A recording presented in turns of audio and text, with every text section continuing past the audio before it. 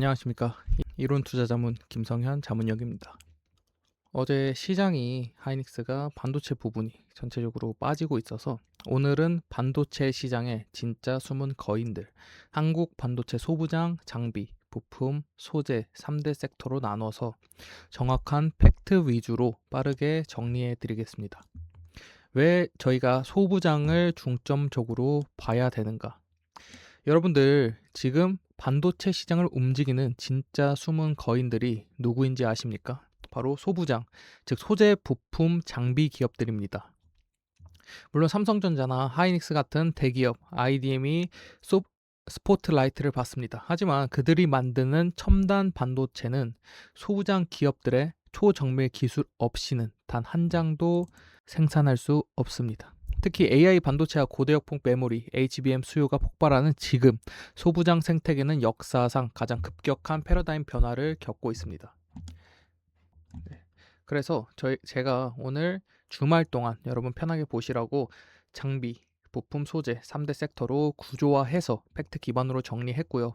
반도체를 잘 모르시는 분들도 대한민국 주식시장을 하시는 분들이라면 어느 정도 알고 계셔야 하는 부분이다.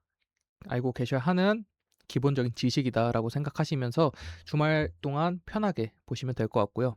본격적으로 들어가기 전에 큰 그림부터 잡고 가겠습니다. 소부장은 크게 세 갈래로 나뉩니다.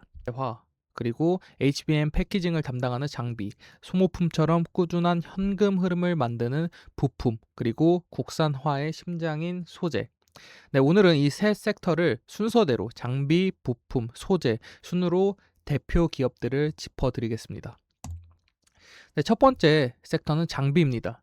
장비 반도체는 기본적으로 원판인 웨이퍼에 회로를 그리는 전 공정과 칩을 자르고 포장하는 후 공정으로 나뉘는데요. 먼저 전 공정부터 보겠습니다. 네, 전 공정은 나노 단위의 미세와 한계를 깨기 위해 ALD, 즉 원자층 증착과 극자외선 EUV 노광 공정이 필수적입니다.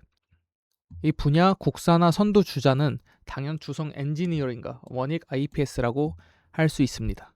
주성 엔지니어링은 원자 레벨로 얇게 막을 입히는 차세대 ALD 장비 기술을 보유하여 지금 현재 글로벌 시장에서 독보적인 가치를 인정받아서 상승세가 꽤나 강했던 종목이고요. 원익 IPS도 그에 못지않지만 이런 부분에서 장비군을 하고 있다. 다만 기본적으로 기술 자체는 조금 더 주성 엔지니어링이 조금 뛰어난 감이 있다. 이렇게 말씀드릴 수 있을 것 같고요. 후공정입니다. 과거에 사실 쩌리 취급을 받던 후공정이 지금은 완전히 주인공이 되었습니다. 여러 개의 D램을 수직으로 쌓아 올리는 HBM 구조 때문에 칩을 정밀하게 붙이고 분량을 걸러내는 기술이 핵심 경쟁력이 된 겁니다.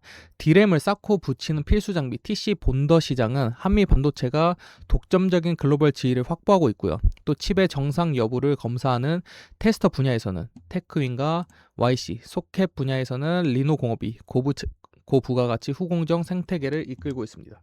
네, 그래서 이런 구간에서 사실 기업들은 독점적인 지위를 갖게 되는 순간 그 기술의 혜자가 압도적으로 증가하기 때문에 그런 부분 살펴보셔야 되고, 특히 한미 반도체 최근에 흐름 좋았죠. 어제 상한가도 가고 상당히 좋았는데 이런 TC 본더 시장의 독점적 글로벌 지위를 확보했고 생각보다 실적도 상당히 잘 나오고 있다. 그리고 테스터 분야에서 이 종목들, 그리고 리노공업, 리노공업 같은 경우에는 대주주 매도 뉴스가 나온 이후에 상당히 약세를 보였는데 그래도 어느 정도 기관들이나 외국인들이 좀 수급이 나쁘지는 않다라고 보시면 될 것 같습니다. 네, 그리고 부품 섹터, 두 번째 섹터는 부품으로 넘어가겠습니다. 반도체 장비는 가동하면 할수록 닳아요. 여러분들이 어떤 물건을 써도 닳죠. 그래서 그런 물건을 주기적으로 갈아줘야 하는 소모성 부품들이 많이 들어갑니다. 사실 장비 회사들보다 실적 변동성이 적고 매우 안정적인 알짜배기 섹터죠. 웨이퍼를 고정하고 보호하는 부품, SiC 링 분야에서는 TCK와 하나 머티리얼즈가 대표적입니다. 네, 그리고 고온 고압의 식각 공정을 견뎌야 하기 때문에 기술 진입 장벽이 상당히 높다. 함부로 들어올 수가 없습니다. 이런 경우에는. 테스트 공정에서 칩을 꽂아 전기 신호를 보내는 소켓 부품은 리노공업과 ISC가 꽉 잡고 있습니다. 그래서 특히 리노공업의 리노피는 글로벌 미세 테스트 소켓 시장의 표준으로 자리 잡아서 매년 독보적인 영업이익률을 기록하는 고부가 가치 비즈니스입니다.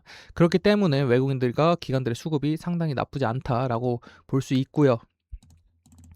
그리고 마지막으로 마지막 섹터 소재입니다. 2019년 일본의 규제 사태 기억하시죠? 그때 가장 큰 타격을 입었던 분야가 바로 소재였습니다. 하지만 역설적으로 그 위기는 한국 소재 기업들의 기술 자립을 가속화하는 결정적 계기가 됐습니다. 웨이퍼 위에 불필요한 부분을 깎아내는 초고순도 불산, 즉 시가격 분야의 솔브레인,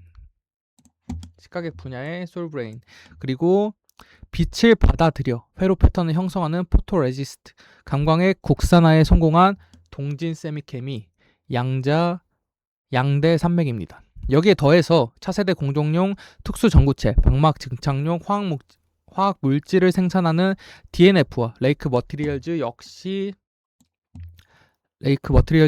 미세 공정 트렌드에 발맞춰 체급을 급격하게 키워가고 있습니다.